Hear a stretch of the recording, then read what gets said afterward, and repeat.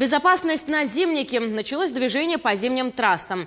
Поездки в период экстремально низких температур представляют потенциальную опасность, ведь расстояние между населенными пунктами достигает сотен километров. Как обезопасить себя перед поездкой и кто приходит на помощь в случае поломки автомобиля, рассказывает Анна Пшенникова. Мороз, как известно, беспечность не прощает. Особенно если человек остался с ним один на один, вокруг десятки километров безлюдной территории и помощи ждать не от кого. Именно в такой ситуации оказываются водители, оставшиеся со сломанной машиной в тайге или на трассе.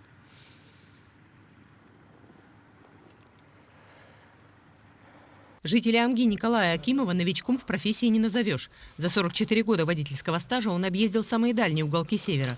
Чукотка, Юринхая, Колыма, Устьяна. География его путешествий впечатляет, как и истории, которые может рассказать бывалый шофер. Ну вот я провалился в наледь перед Новым годом. Простоял где-то 5 дней или 6 дней простояли. От Тополиного туда дальше перед Батраем. Жили в машине, долбили лед, домкратили каждое колесо и так и вытащили. Вот мороз за 60 градусов стоял. Не меньше стаж и у водителей Займиконского района Андрея Маркова. Трассу до Магадана он знает как свои 5 пальцев. Возит пассажиров и товары первой необходимости. Какие непредвиденные ситуации зимой? Конечно, случались за такой срок. Они как бы зимой практически постоянно бывают. Не с тобой, так с кем-то по дороге. Потому что водителей очень много на трассе. Машина глохла. Глохла машина. Когда работал на грузовых машинах.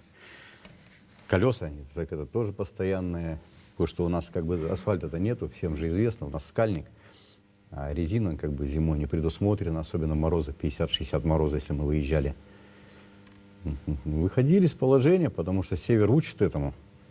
В одной из таких ситуаций Андрей подорвал здоровье. Однако водителя и его напарника спасла хорошая предрейсовая подготовка. 4 декабря 1991 года мы шли с рыбной продукцией из города Магадан в город Якутск. И на реке Брюнгаде просто попали в наледь Сушинцы. И там застряли. И вот с 3:30 ночи до 3:30 утра, чтобы машина во льду не застыла, ее не приморозила колодки, все, мы ее вытаскивали с напарником вдвоем. Причины, по которым надежный автомобиль вдруг глохнет и оставляет хозяина без тепла, бывают самые разные. В дороге может лопнуть колесо, замкнуть электропроводка, потечь масло. Или, как в страшном случае с молодыми людьми из Магадана, водитель может просто свернуть не туда и наехать на торчащую из-под снега корягу. А дальше остывшее транспортное средство, дезориентация, паника, неподходящая для мороза одежда и обувь и трагический исход. К сожалению, такие случаи не редкость на зимниках огромной Якутии. В условиях низких температур любая поломка автомобиля может стать фатальной для шофера и пассажиров. К счастью, сегодня у тех, кто попал в беду, есть шанс. И этот шанс дает Республиканская служба спасения и ее номер 112. Это человеческий фактор. То, что человек как бы уже надеется, все есть, все нормально, готов как бы.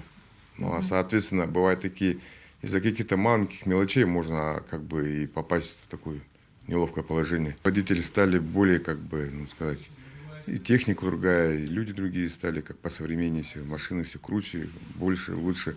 Но они не учитывают одного, что есть мороз, есть бездорожье, и есть особо опасные условия как бы движения. Опытные якутские водители, осознающие опасность зимней дороги, не полагаются на удачу. Они готовы к любым ситуациям, и если машина даст сбой и придется остаться на морозе на неопределенный срок, они будут готовы, а значит уберегут свои жизни и жизни тех, кто едет с ними. Конечно, у нас зима холодная, так что всегда надо брать теплые вещи, теплые куртки, штаны, ботинки обязательно, ну, унтых, валенки, домкраты, колеса запасные всегда обязательно, троса. Ну, мало ли что может случиться на дороге. Теплые вещи главное, чтобы рядом были в машине, а не где-то там ящики, где-то далеко. Валенки, спички в первую очередь. Паяльную лампу, самое необходимое.